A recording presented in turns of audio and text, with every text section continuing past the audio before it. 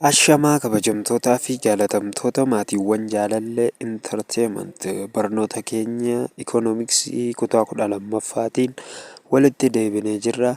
Barumsa keenya har'aatiin mata duree 3.2 irratti kan argamu public goods jedhuun walitti deebinee jirra.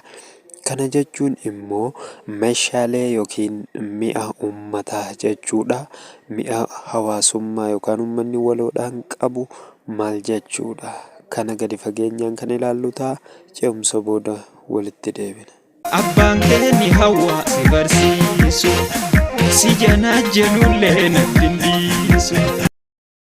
Kan itti aanee jiru immoo definition and the futures of public goods kan jedhudha. Kana jechuun immoo hiikaa fi akkasuma amala meeshaalee uummataa jechuudha. Kana immoo gadi fageenyaan kan ilaallu ta'a. Hiikaan fi amalli isaa amaloota lama kan qabudha. Meeshaan uummataa kun amaloonni lameen kun amaloota akkamiiti? Nu faana tura. Public goods are goods whose benefits are shared jedha. Kana jechuun meeshaaleen uummataa meeshaalee faayidaan isaanii hawaasaan qooddatamudha yookaan hawaasni waloodhaan itti fayyadamudha. Generally speaking, public goods have two major features jedha. Walumaa galatti meeshaaleen uummataa amaloota lama gurguddoo kan qaban yommuu ta'u, amaloonni lameen keessaa inni jalqabaa non-rivalry in consumption kan jedhudha. Kana jechuun immoo fayyadama keessatti dorgommii kan hin qabne jechuudha. Kana jechuun once the good is provided or supplied, consumption by one person does not reduce the quantity which is available for consumption by another jedha. Kana jechuun erga meeshaan sunii kenname yookiin dhiyaateen booda fayyadama nama tokkoo baay'inaan nama biraa irratti immoo fayyadamuu isaa hir'isuun kan hin argamne ta'uu qaba jechuudha. Inni tokko baay'eetti fayyadamee inni tokko jalaa xiqqaataa salphaatti fayyadamuun sirrii miti. This means that the same amount of is left for the remaining customer jedha. Kana jechuun immoo wanni kuni waan kana jechuun fayyadamtoota hafaniif hammi wal fakkaataan hafe ta'uu qaba jechuudha.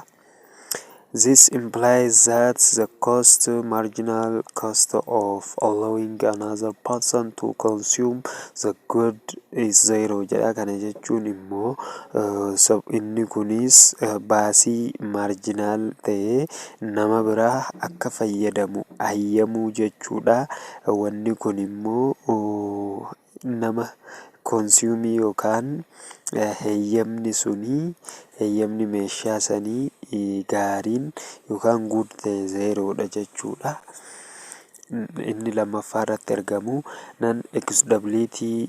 It is difficult and expensive to parent or to exclude someone non-prayers from consuming the good jedha. Kana jechuun amalli lammaffaadha. Meeshaan uummataa qabu nama alaa ta'uu dhabu jechuudha. Nama alaa ta'uu jechuun ammoo nama tokko ittisuun yookaan of keessaa baasuun rakkisaa fi baasii guddaa kan gaafatudha. Kafaltoota nama hin taane jechuudha.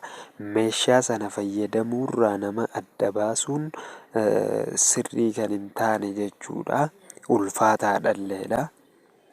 Goods that fulfill both this property are known as poor public goods jedha. Kana jechuun immoo meeshaaleen qabeenya hawaasummaa kan amala lameen kana guutan meeshaalee uummataa qulqulluu yookaan pure goods jedhamanii beekamu jechuu. Pure public goods kan jedhamanidha. For example of such goods are national defense, clean air, biodiversity, wilderness, etc jedha. Kana jechuun fakkeenyonni meeshaalee akkasii humna raayyaa ittisa biyyaa akkasuma qilleensa qulqulluu, heddummina lubbu qabeeyyii fi biyya yookaan lafa fi wantoota kana fakkaatanii jechuudha. These are extreme cases jedha. Wanni kun immoo haalawwan garmalee meeshaa uummataa ta'anidha jechuudha. At the other extreme, poor private goods which are rigorous in consumption and excludable. Kana jechuun immoo gara biraatiin meeshaaleen dhuunfaa qulqulluun kanneen fayyadamaan dorgomaa ta'anii fi kan alaa ta'an. Most goods around us fall into this category. Example, food items, clothes, household furniture, houses jedha. Kana jechuun immoo meeshaaleen naannoo keenya jiran irra caalaan isaanii gosa kana keessatti seenu jechuu yookaan kan dhuunfaa keessa seenu. Fakkeenyaaf meeshaalee nyaataaf itti fayyadamamu, uffata, meeshaalee manaa fi akkasuma furniture jechuun household furniture jechuun meeshaalee manaa jechuudha. Houses jechuun immoo meeshaaluma manaati. Wannoonni akka nyaataa akkasuma mi'aalee uffataadha. Akkasuma meeshaalee manaa fi manni qabeenya nama dhuunfaa yookaan private goodidha jechuudha.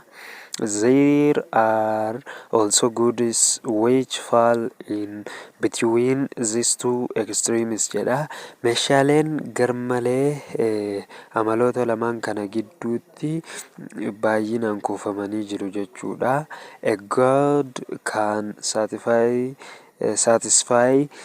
one part of the definition of a public good and not another jedha. Kana jechuun immoo meeshaan tokko hiikaa meeshaa uummataa yookaan kutaa tokko quubsuu danda'a malee kan biraa quubsuu hin danda'u jechuudha. These kinds of goods are called impure public goods jedha. Meeshaan immoo gartokkee hawaasaa tajaajila gaa kennee hawaasa kan tajaajiluu hin dandeenye kuni meeshaalee gosaa meeshaa uummata xuraawoo jedhamu yookaan kan qulqulluu hin taane jedhamuudhaan beekamu jechuudha. Based on this, kanarratti hundaa'uudhaan we can generally classify public goods into four major groups as presented in table 3.1 below jedha. Waan kanarratti hundaa'uudhaan meeshaalee uummataa bakka afuritti ramaduu ni dandeenya jedha. Gareewwan gurguddoo arfan kunneen akkuma gabatee 3.1 irratti armaan gaditti isinii dhiyaatetti jedha. Nootii bifa ol guddisee isin argisiisuutiin isiniif qopheesse kanarratti gabatee isinii dhiyeessuu waan hin dandeenyeef kana gabatee keessanirraa dhaqxanii akka ilaaltan abdii guddaan qaba. Many forms of information have characteristics of public goods. For example jedha. Kana jechuun immoo odeeffannoon bifa hedduudhaan amala meeshaalee uummataa qabu jedha. Fakkeenyaaf gosti odeeffannoodha. Fakkeenyaaf akkuma an amma isin barsiisaa jiru kuni wanni an amma isin barsiisaa jiru kuni public good jedhama jechuudha. Sababiin isaa nama kamiyyuu hin daangeffamu. Amala hin daangeffamnee fi amala nama alaa nama hin goone waan qabaatuuf waan uummanni waloodhaan itti fayyadamu jechuudha. Fakkeenyaaf jedha.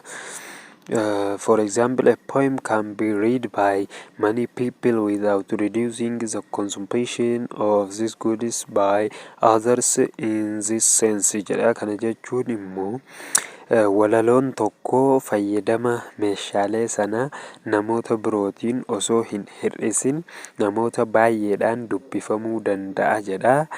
Miira kanaan yookaan in this sense it is non-rivalrous. However, the individual who writes the poem may prohibit non-players from using it through copyright excludable jedha. Kana jechuun immoo namni miira walaloo hedduu isin jalaa dhiyeessuu kanaan inni kan dorgomaa hin taanedha jedha abbaan walaloo san qopheesse.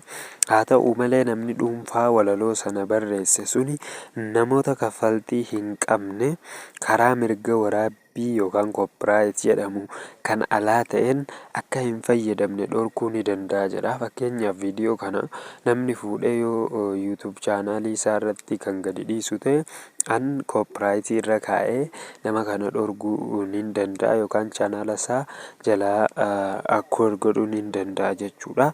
Waanuma akkanaati. Qabeenya walooti jechuu kunillee. Some countries have developed tools both and radio waves to monitor traffic and enforce some payments of using certain road for example jedha. Kana jechuun immoo biyyoonni tokko tokko balaa tiraafikaa hordofuu fi kafaltii tokko tokko karaa murtaa'e fayyadamuu jedha. Fakkeenyaaf jedha biyyoonni akkasii sun Itiyoophiyaan Express Road Addis Ababaa to Adaamaa or Addis Ababaa to Hawaasaa jedha. Daandiin saffisa Itoophiyaa keessaa jechuudha kan magaalaa Finfinnee irraa hanga Adaamaa yookiin Finfinnee irraa hanga Hawaasaatti jiru kanatti. Hence, with the help of technology, accessibility can easily be applied jedha. Daandii kana keessatti hojiirra oolchuudhaaf buufata meeshaalee fi akkasuma dambalii reediyoo qopheessanii hojjechaa jiru. Kanaafuu gargaarsa teekinooloojiitiin ala ta'uun salphatti hojiirra oolchuu ni danda'ama jedha. Naannoo Adaamaa fi Finfinnee jidduu akkasuma Hawaasaa fi Finfinnee jidduutti. Another aspect of public good is that although everyone consumes the same quantity of goods jedha. Kana jechuun immoo gama meeshaaleen uummataa kan biraatiin immoo namni hundi haala wal fakkaatuun haa fayyadamu malee baay'ina meeshaalee yoo ta'e immoo gatii wal qixa kennuu dhiisuu danda'u jedha. Yookaan immoo they may not value them equally jedha. Gatiin isaanii wal qixa ta'uu hin danda'u. For example jedha fakkeenyaaf for some individuals national defense is very important while others do not care for it jedha. Fakkeenyaaf namoota dhuunfaa tokko tokkoof humni ittisa biyyaalessaa baay'ee barbaachisaa yommuu ta'u jedha. Some others still value it negatively through it is equally available to all jedha.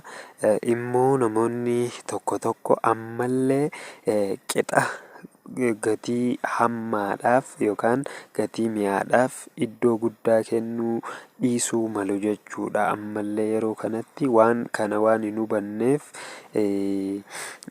waan qixa ta'e hojjechaa hin jiru jedhanii yaaduu malu. A number of things that are not conventionally considered to be commodities have public good characteristics jedha. Kana jechuun immoo wantoonni akka ilileetti yookaan akka hawaasa waliigalaatti meeshaa uummataatti hin ilaalamne hedduun amala gaarummaa uummataa qabu jedha. Fakkeenyaaf example exclude honesty, fair income distribution, certain information, polio vaccination and HIV/AIDS blood test jedha.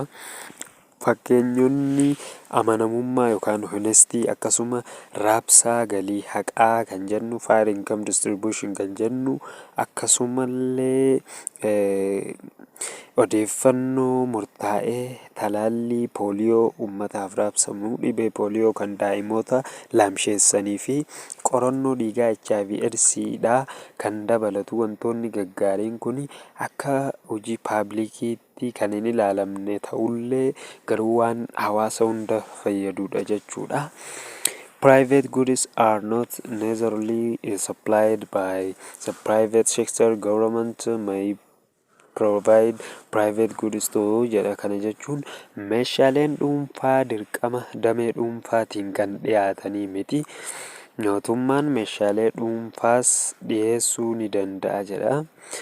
Many private goods such as electricity and telecommunication are supplied by governments and many public goods like protection and guarding are supplied by the private sector jedha.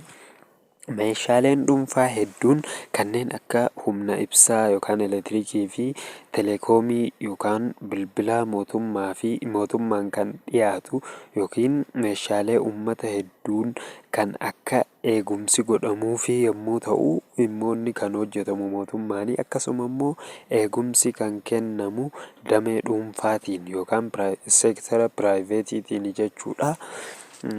Qaama dhuunfaatiin kan hoogganamudha jechuudha. Wanni kun public provision of a good does not necessarily mean that is produced by the public sector or government jedha. Kana jechuun meeshaan tokko uummataaf dhiyeessuu jechuun dirqama kan oomishame jechuu miti jechuudha. Damee mootummaa yookaan nama dhuunfaatiin yookaan seektara mootummaatiin jechuudha miti. For instance jedha fakkeenyaaf a government or municipality may collect the garbage using its own trucks and labor, or it may hire a private firm to do the job. In both cases jedha. Kana jechuun immoo mootummaan yookaan bulchiinsi magaalaa tokkoo konkolaataa fe'umsaa fi humna namaa ofii isaa fayyadamuun balfa walitti qabuu ni danda'a yookiin immoo dhaabbata dhuunfaa hojii sana hojjechuudhaaf qaccaruu ni danda'a jedha magaalaan tokko keessatti jechuudha. The government provides the service, but it is produced only in the farmer case. Table 3.2 jedha. Kana jechuun immoo haala lamaan kana keessatti mootummaan tajaajila ni kenna jechuudha. Garuu immoo dura oomisha jalqaba durfamee oomishame qofa kan ta'u miti jechuudha.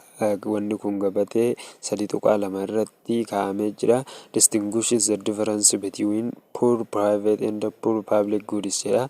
Gabatee 3.2 irratti meeshaalee garaagarummaa meeshaalee dhuunfaa fi meeshaalee mootummaa yookiin kan hawaasni waloon itti fayyadamu adda baafamuudhaan ibsamee ture. Gabatee san kitaaba keessan irraa akka ilaaltan abdiin qaba. Mata dureen itti aanee jiru The Free Reader All Social Loafer jedha. Kanaatu jira jechuu iddoo tokko tokkotti. Free Reader deemsa yookaan guguffii walabaa yookiin immoo ta'aniituma yeroo gubuu waan jedhamu tokko mala baasuudhaaf otoo yaalamuu jechuudha. Waan kana gadi fageenyaan kan ilaallu ta'a.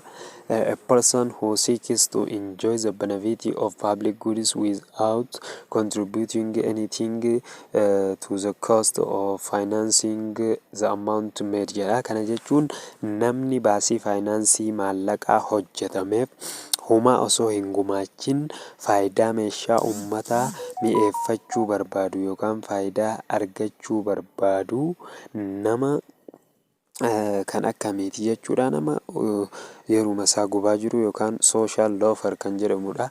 This problem was first observed in trade union where not members benefit from the successful bargaining of union members jedha.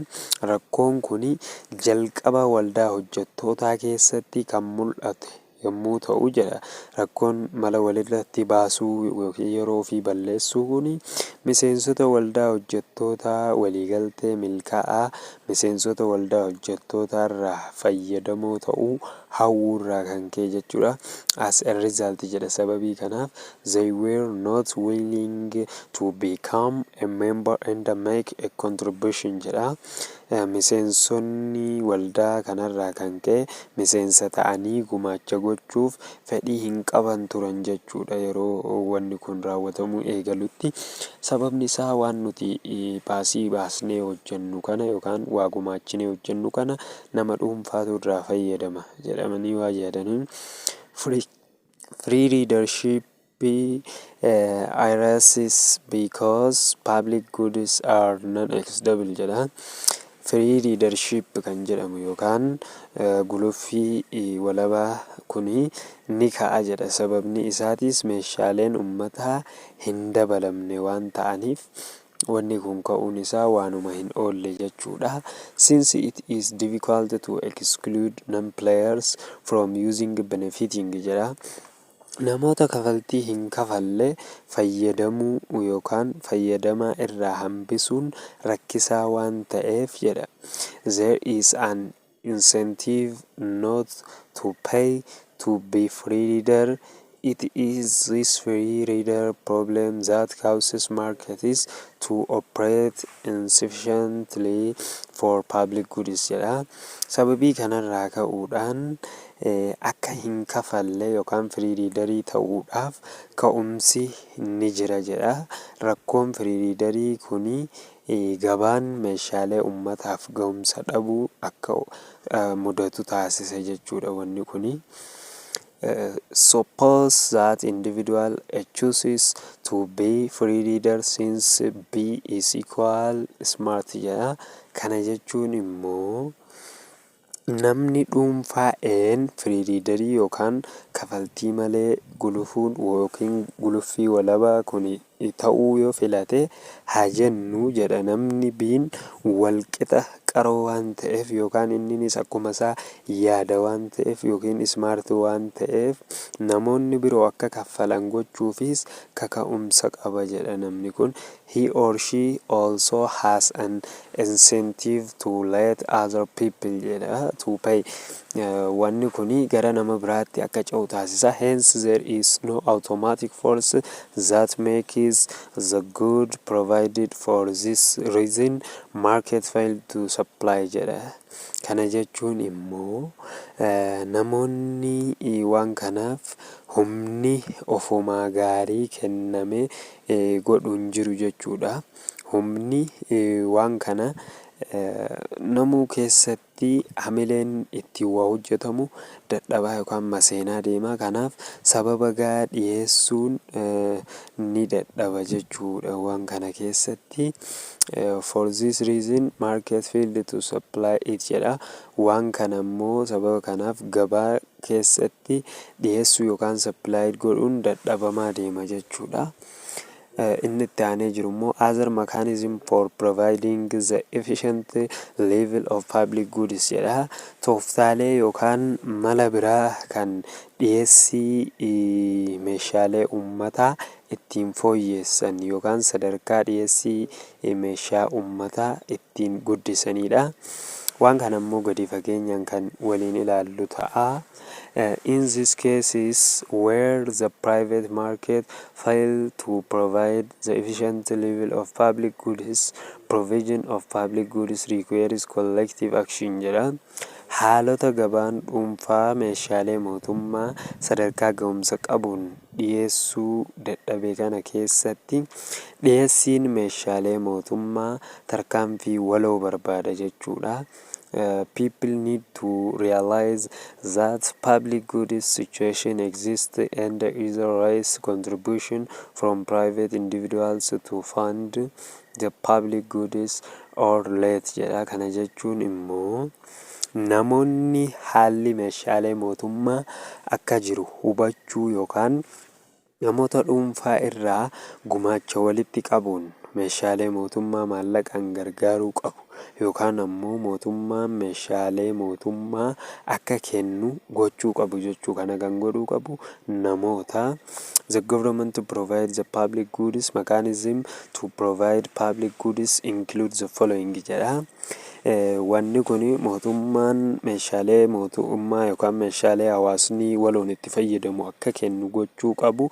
Malli meeshaalee ummataa dhiyeessuun itti fooyya'u kanneen armaan gadiifaa of keessatti qabata jechuudha. Malaawwan akkamiiti kan jedhuuf immoo malli yookaan jalqaba irratti kan argamu private provision of excludable public goods example movies music concerts jedha. Kana jechuun immoo wanta private yookaan qeenxee yookaan kan nama dhuunfaa ta'e meeshaalee ummataan ala ta'an kanneen akka filmii, koonsartii, muuziqaa kana dhuunfaadhaan dhiyeessuu irratti hojjetamuu qaba. Malli biin ammoo public provision of excludable public goods through the use of entrance fees jedha. Kana jechuun immoo meeshaaleen uummataan ala ta'an kafaltii seensaa fayyadamuun dhiyeessuun uummataaf kan hojjetamudha jedha. Fakkeenyaaf immoo waan akkamiiti wanni tikeetii yookaan kafaltiidhaan dhiyeessuu barbaachisu? Public provision of non-excusable public goods through the use of tax revenue, example taxes earmarked for national defense jedha. Meeshaaleen mootummaa kan hin hafne galii gibiraatiin guuramee, fakkeenyaaf gibira humna ittisa biyyaatiif ramadame fayyadamuun uummataaf dhiyeessuu jedha. Diirratti kan argamu religious beliefs jedha. Amantiitti fayyadamuu jechuudha. Fakkeenyaaf jedha church mosque service are public goods during the ceremony.